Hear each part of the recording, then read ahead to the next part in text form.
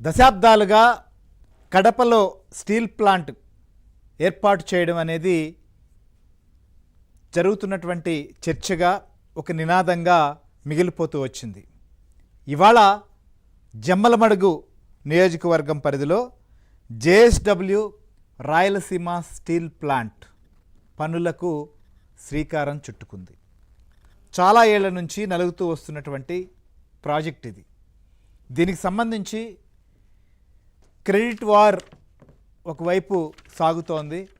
Credit చోరీ పేరుతో YCP అనేక విమర్శలకు అప్పుడే సోషల్ మీడియా వేదికగా స్టార్ట్ చేసింది. ఎప్పుడైతే ఈ ప్లాంట్ పనులు ప్రారంభం కాబోతున్నాయి అనేటువంటి విషయాన్ని చెప్పడం, ముఖ్యమంత్రి వస్తున్నారు అని విషయం ప్రకటన నుంచే ఇది స్టార్ట్ చేసింది. కానీ ఇప్పటి వరకు ఈ స్టీల్ ప్లాంట్ ఏర్పాటు విషయం పైన అనేక సందర్భాల్లో జరిగినటువంటి ఇదేంది, వాస్తవ పరిస్థితి ఏంది అనేది ఒకసారి చూద్దాం.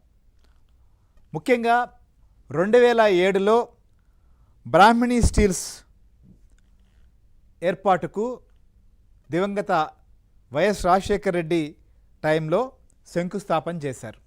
అయితే ఓబులాపురం మైన్స్ వ్యవహారంలో భారీగా అక్రమాలకు పాల్పడడం, దీనిపైన విచారణ జరిగిన తర్వాత మైనింగ్ కేసుల్లో గాలి జనార్దన్ రెడ్డి జైలుకు వెళ్ళినటువంటి పరిస్థితి. అనేక అక్రమాలకు తెరలేపారు అప్పట్లోనే. సో దీని తెర వెనక చాలా వ్యవహారమే సాగింది. దీంతో బ్రాహ్మణి స్టీల్స్ వ్యవహారం అటకెక్కింది.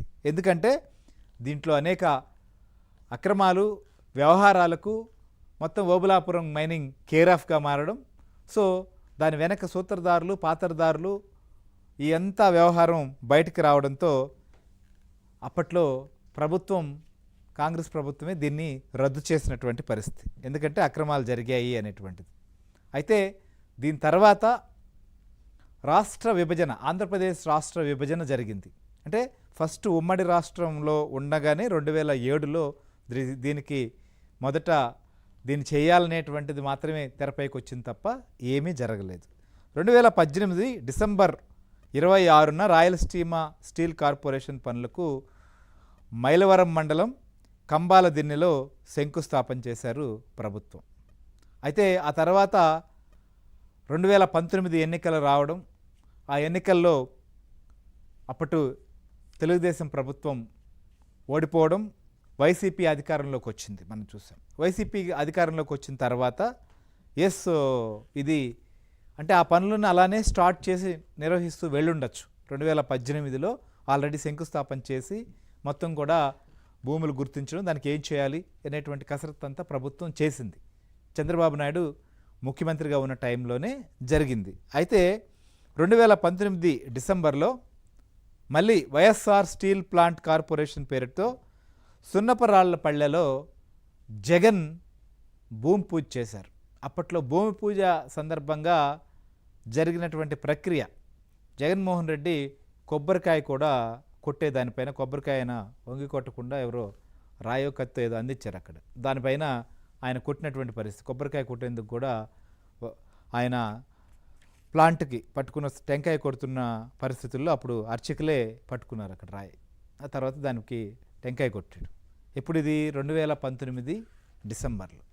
2019 డిసెంబర్లో ఇది జరిగితే పనులు ఏమన్నా జరిగాయా అంటే ఏమీ లేదు. ఎందుకంటే 2024 మే వరకు జగన్మోహన్ రెడ్డి ముఖ్యమంత్రిగా ఉన్నారు.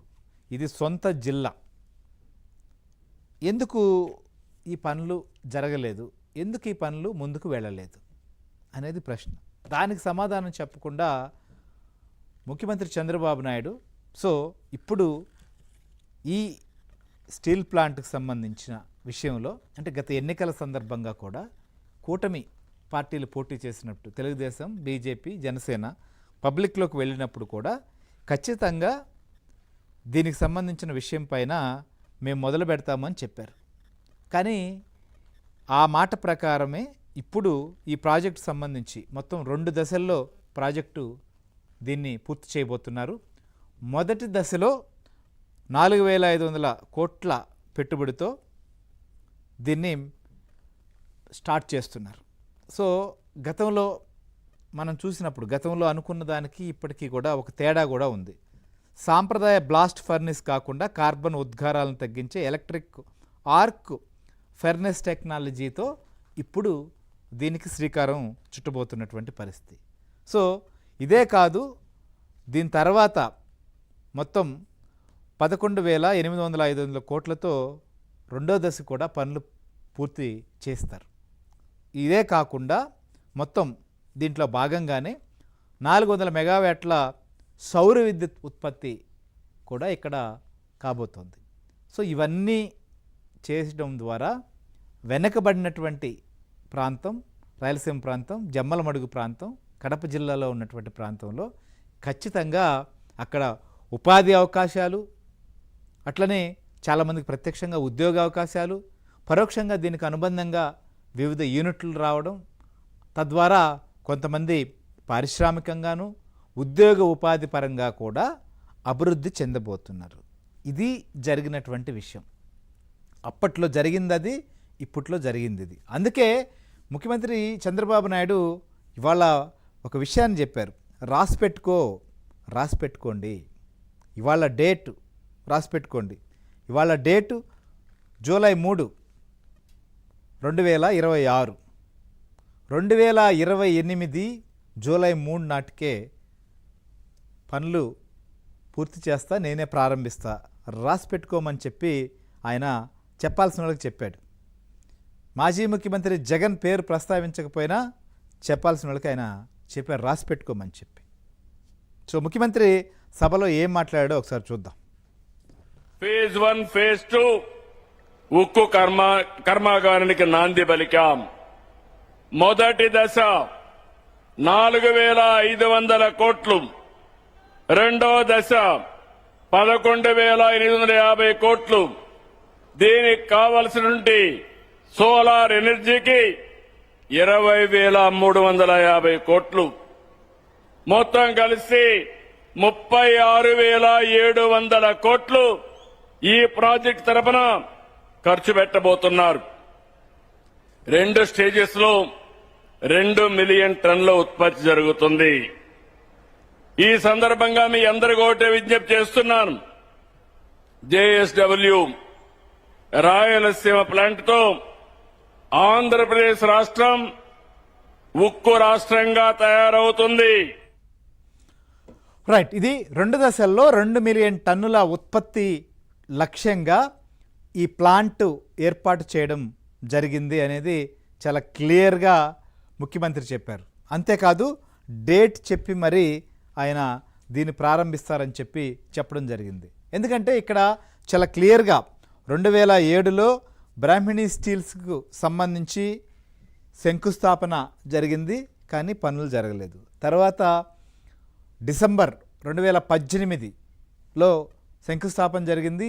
ఆ తర్వాత ప్రభుత్వం మారింది. ప్రభుత్వం ఆ స్వల్ప వ్యవధిలో చేయలేనటువంటి పరిస్థితి చేయగలిగింది చేసింది. తర్వాత మళ్ళీ ముఖ్యమంత్రిగా జగన్మోహన్ రెడ్డి వచ్చిన తర్వాత ఆయన చేశారు, కానీ ఆయనకు సమయం ఉండింది, కానీ ఏం చేయని పరిస్థితి. సో ఇప్పుడు పనులకు శ్రీకారం చుట్టినటువంటి పరిస్థితి. ఇది వాస్తవ పరిస్థితి. సో దీంట్లో ఎవరు క్రెడిట్ ఏంది, ఎవరేం చేశారు, ఎవరు ఏం జరిగింది అనేది ఎవరైనా అర్థం చేసుకోవచ్చు. దీంట్లో ప్రత్యేకంగా చెప్పాల్సినటువంటి అవసరం కూడా లేదు.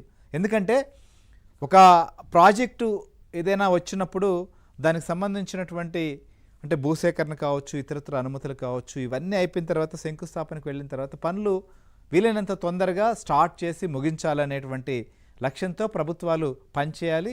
అలా జరుగుతున్నప్పుడు మాత్రమే అనుకున్న విధంగా అక్కడ పెట్టుబడి వస్తుంది, పూర్తయితే ఉపాధి ఉద్యోగ అవకాశాలు కూడా వస్తాయి. అలా కానప్పుడు ఖచ్చితంగా అది ఆలస్యం జరిగినట్లుగానే, పనులు జరగనట్లుగానే చూడాల్సినటువంటి పరిస్థితి. సో వాస్తవ పరిస్థితి కూడా అదే. సో ఇప్పుడు జరుగుతున్నది కూడా ఇప్పుడు మళ్ళీ ఎందుకు ఈ ప్రాజెక్టుకు సంబంధించినటువంటి భూమి పూజలు కావచ్చు ఇవి జరుగుతున్నాయి అనేటువంటి ఒక చర్చ జరగచ్చు. కానీ దీని నేపథ్యం అంతా 2007 నుంచి జూన్ 3, 2026 వరకు జరిగినటువంటి వ్యవహారం ఇందులో ఇది. సో దీంట్లో చాలా క్లియర్గా ఎవరి చిత్తశుద్ధి ఏంటి, ఎవరి పనితీరు ఏంటి అనేది ఎవరికైనా అర్థం చేసుకునేదానికి అవకాశం ఉంది. దీంట్లో ప్రత్యేకించి చెప్పాల్సిన అవసరమో లేకపోతే ప్రత్యేకించి ఇంకా ఏదో మభ్యపెట్టాల్సిన అవసరమో ఏమీ లేదు. ఎందుకంటే ఉమ్మడి కడప జిల్లా ప్రజలకైనా రాయలసీమ ప్రాంత ప్రజలకైనా దీనికి సంబంధించినటువంటి చర్చ జరిగినప్పుడల్లా ఇది ఏంటి, ఎక్కడి వరకు వచ్చింది, ఏ దశలో ఉంది, ఏంటి పరిస్థితి అనేది ప్రతి ఒక్కరికి చాలా క్లియర్గా తెలిసినటువంటి విషయం. ఇప్పటికీ కూడా క్రెడిట్ వార్ చేసేటువంటి ప్రయత్నం, వైసీపీ దీనిపైన ప్రచారం చేస్తున్న వ్యవహారం, లేకపోతే తాము తీసుకుని వచ్చిన జేఎస్డబ్ల్యూని ఇప్పుడు మళ్ళీ వీళ్ళు చేస్తున్నారని చెప్తున్నటువంటి వ్యవహారం, ఇవన్నీ కూడా కడప జిల్లాలో కావచ్చు, రాయలసీమలో ఒకవైపు చర్చకు వస్తుంది. కానీ వాస్తవం ఏంటి అసలు ఈ సందర్భంగా అక్కడ